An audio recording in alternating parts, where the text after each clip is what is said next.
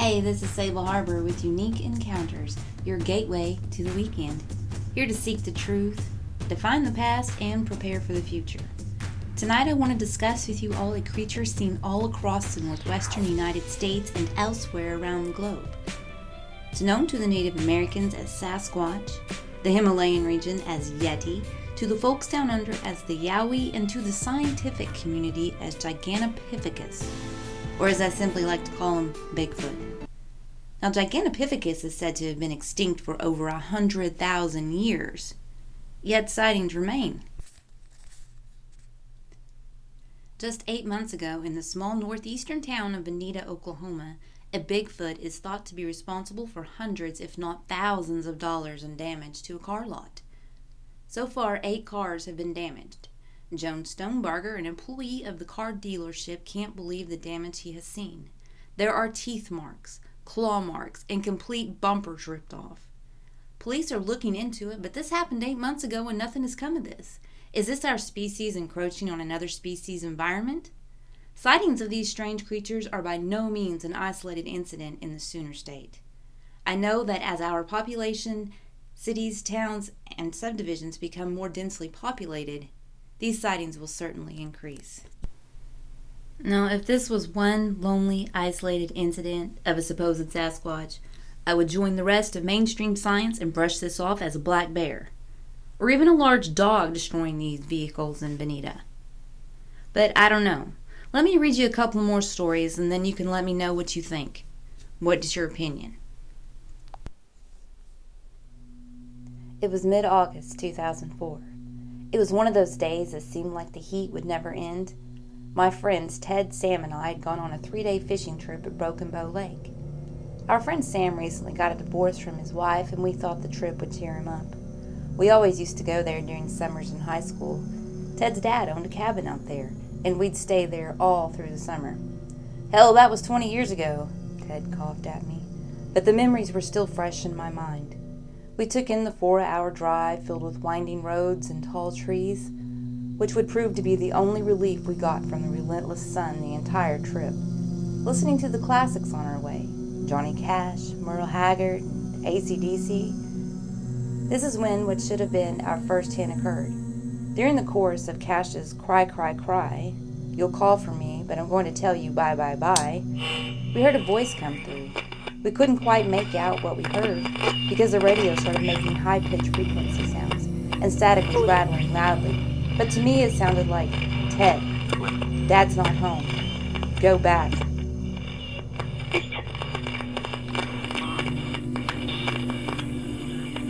It sounded just like Ted's dad.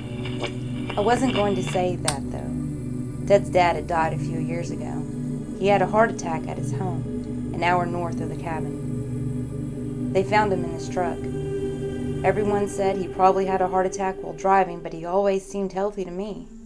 Sam and I wanted to stay in Ted's dad's old cabin, but Ted said someone bought it, so we got a different cabin a little ways from the lake.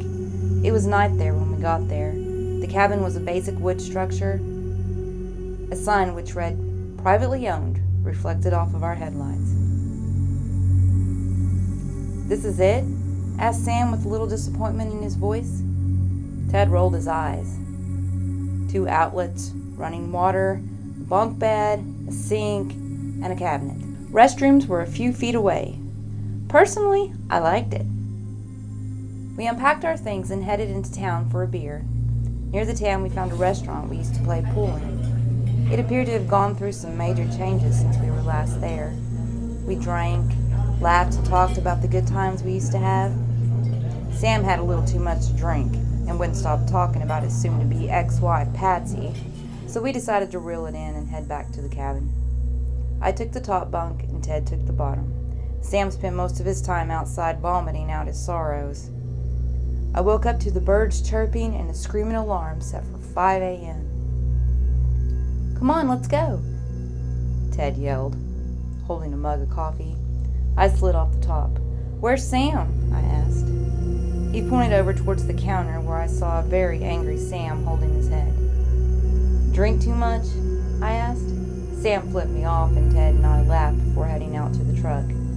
We tried the radio again when we got in. Working Man Blues was playing, and Ted shouted, "Turn it up!" When we did, the static came back and high-pitched noises squeaked through. "Shit, not this again," said Ted while he messed with the radio knob. "Aw, fuck it," he said, and then turned it off. Silence took over the rest of the ride, which wasn't long but was bumpy and rough. We walked down to the water. Ted and I carried the fishing gear down, while Sam threw up a few more times. Later on, about noon, we walked up to the truck and grabbed the sandwiches we packed. Sam was feeling a bit better by this time and was back to his old self. His pre-Patsy self, as Ted calls it. "Hey, Ted, last night I was outside and I swear to God I saw your daddy. Hell, I even yelled out at him, 'Mr. Billings,' and he didn't turn around, or nothing. But I swear." Ted slapped Sam across the face. You could see both of their hearts beating through their chest, and Sam held his face. "Beer?" offered Ted to Sam. Sam shook his head. That night, Ted started talking about his dad, Mr. Billings. "I want to go to the cabin," Ted said. "You sure?" I asked in amazement. "I'm ready," he said, taking another drink of beer. We got in the truck and drove over there. Sam stayed with the fishing gear. I drove Ted's truck for the first time that night and noticed a picture of Ted and Mr. Billings by the speedometer. "What do you think happened?" I asked Ted. "He said it was going to get him," Ted said. I chuckled and kept driving. I knew what Ted was referring to. Mr. Billings always used to talk about a creature he called Sasquatch. I thought maybe Ted was trying to lighten the mood, but his face was emotionless.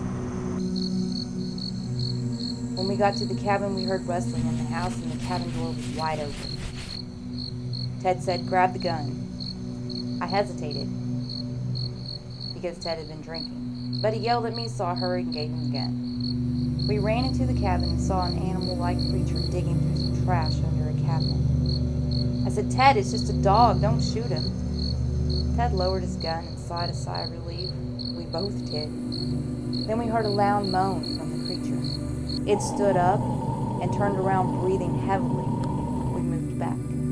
His shadow from the headlights of the truck was daunting. The creature was easily 7 feet tall.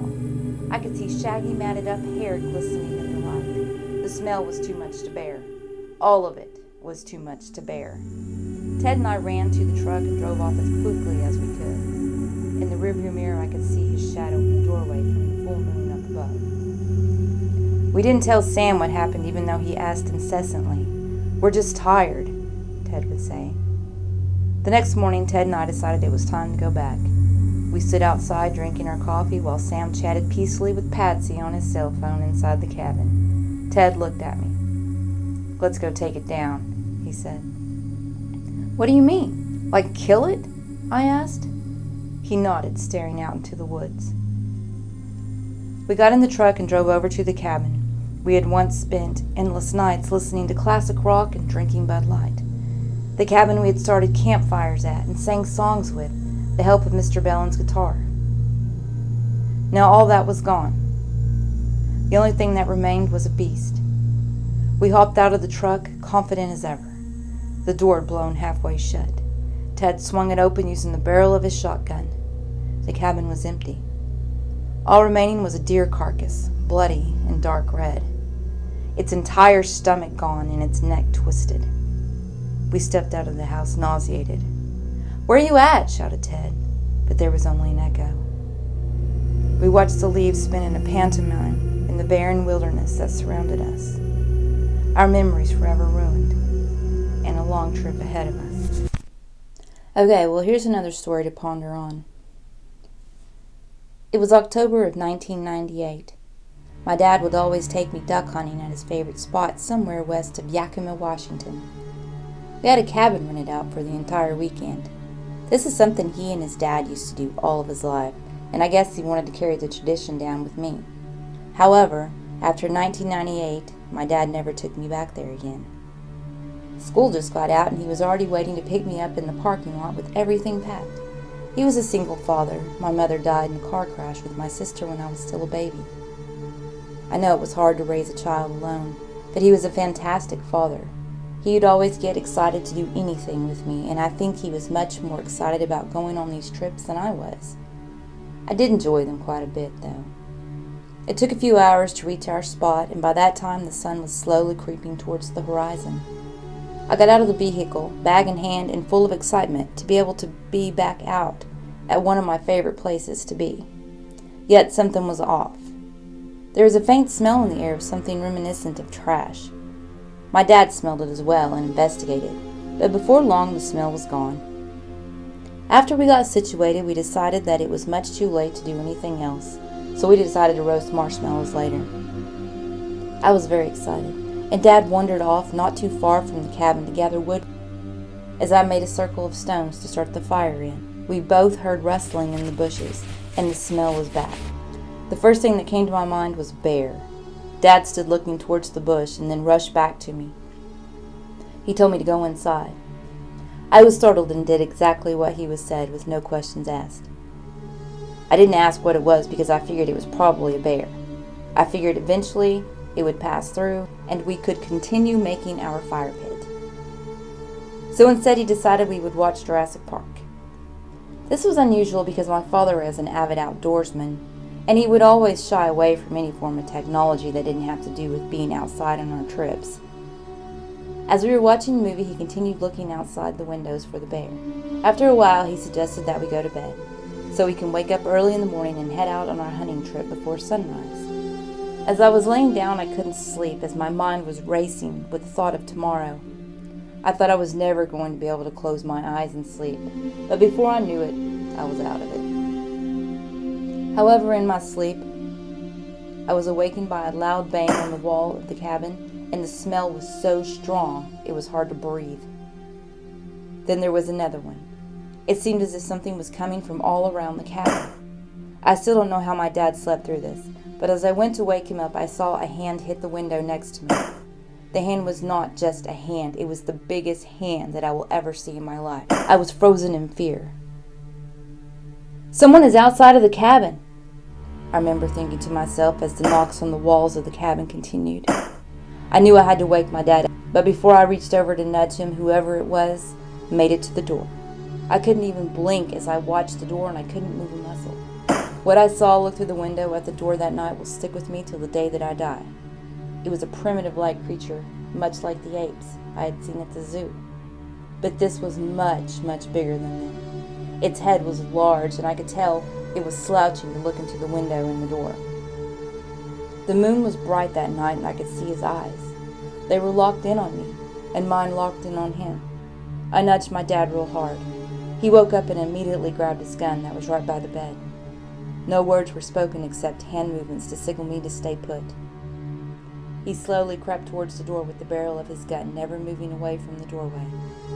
As Dad got out onto the porch, he quickly turned around and told me to get my bag. He rushed in to grab me, and then we both made our way to his truck. I saw 3 gigantic figures all along the tree line, throwing rocks at us. These were not small pebbles either. Once we got into the truck, Dad did a very swift turn to face the road heading out. When he did, though, I caught a glimpse of the figures along the tree line in the headlights. 3 ape-like creatures that looked as scared of us as we were of them, hiding their faces from the light.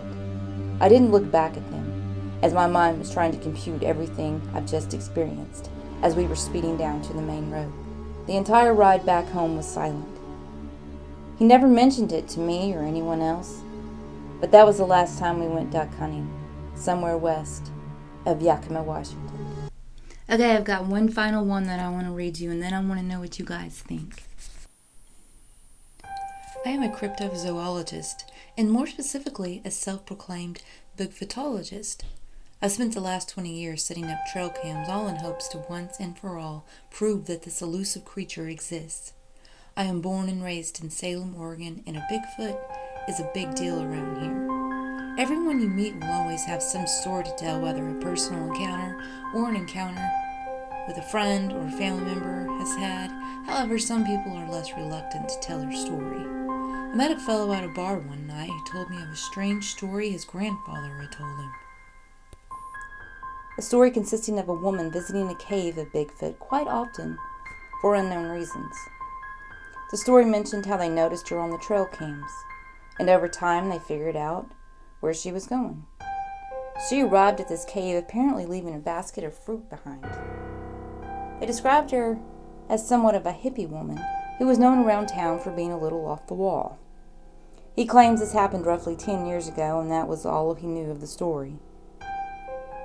He told me if I wanted to know more, I'd have to contact his grandfather. I was very excited and quickly jotted the number down on a bar napkin. A day passed, and I called his grandfather the first thing in the morning. Denied. He doesn't want to talk to me about it. He said something along the lines of too much attention, whatever that may have meant. I wouldn't give up, though. I called every day for about 3.5 weeks straight, until he eventually decided to surrender his story to me. I was giddy with excitement, but a little nervous as I was a bit too persistent on getting this information out of him. We met at his grandson's house, where he began to tell me more of the story. The woman, as bizarre as it sounds, seemed to be leaving offerings to them, but never seen actually interacting with them. Almost like how when a hunter leaves food out for his prey. He claims he saw her do this when he was in a tree hunting, and she was oblivious to his presence. He claims he saw the Bigfoot leave the cave eventually to get the food, only to descend back into the darkness of the cave. He had no idea was even there.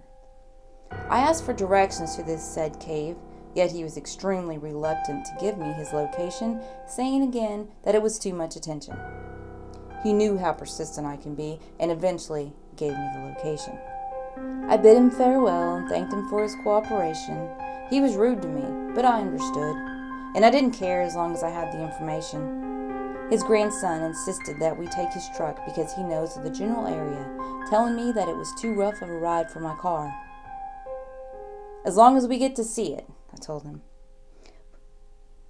We then traveled to the location, and he asked me to read the directions to him.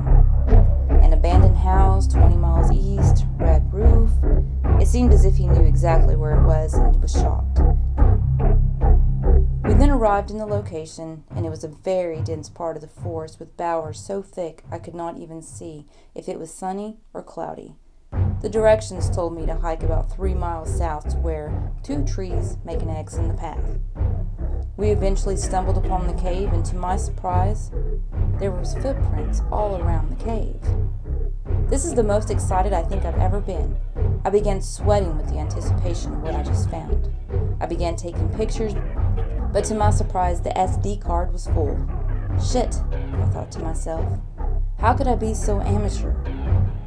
His grandson seemed a little irked himself and decided to take a walk before he hiked back to charge his phone to take pictures. It was quite a relief that at least we could get some photographic evidence.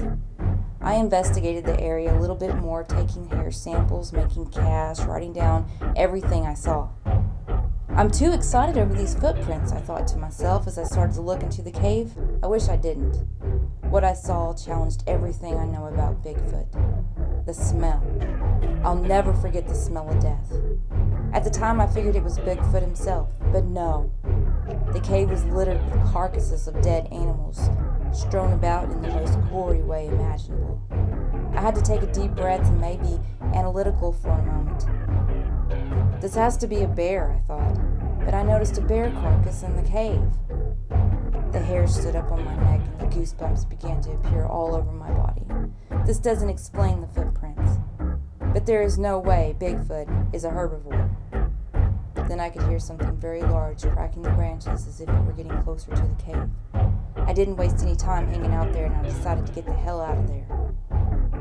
I'm a bit out of shape, but I didn't stop running the entire way back to the truck. If I die out here, they'll never find my body. The foliage is too thick. Hell, they'll probably just find my bones, I thought. Once I made it to the truck, no one was there. The bastard left me. It was a long way back to town, but I eventually found a kind old man driving by who picked me up and took me into town to my car. I banged on the door to the grandfather's house, but no one answered. I called, but I could only get his voicemail. I still have no idea what was going on. This was too much for me. I don't want to do this anymore. I don't want to be in the woods alone anymore. I don't want to find Bigfoot.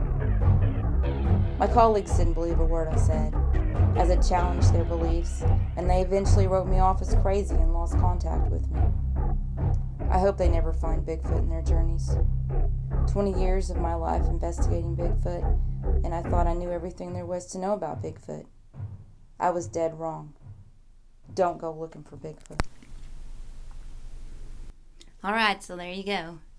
Please email me your thoughts, your stories, your encounters.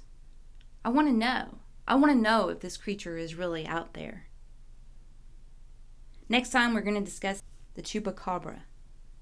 Its first sighting only dates back to 1995. Thanks for listening. Please don't forget to like and subscribe. I'm Sable Harbor with Unique Encounters.